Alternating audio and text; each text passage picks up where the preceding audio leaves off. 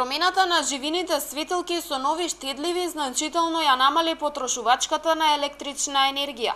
Натриумовите светилки за улично осветлување овозможуваат ист светлосен ефект, но значително помала потрошувачка. Според анализите, лани потрошувачката на електрична енергија била намалена за повеќе од 1 милион киловати.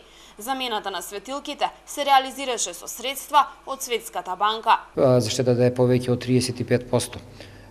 Ние веќе почнавме и да го враќаме кредитот од Светската банка, уште од првиот момент го враќаме кредитот.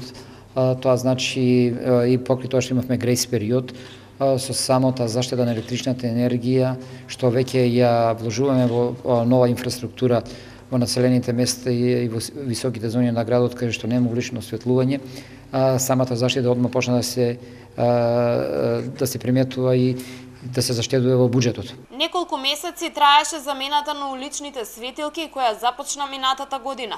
Меѓу другото, новите натриумови светилки имаат и значително подолг работен век. Непречено можат да работат и до 12.000 часови.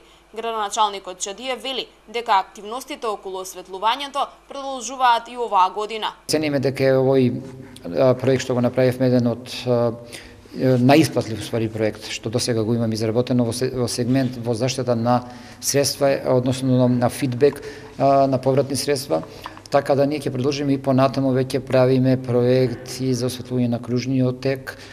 Скоро ќе ја осветлиме делницата од Брако до пругата кај Керамидно, односно кај Киро Чучу, бидејќи тоа не е предвидено за оваа година.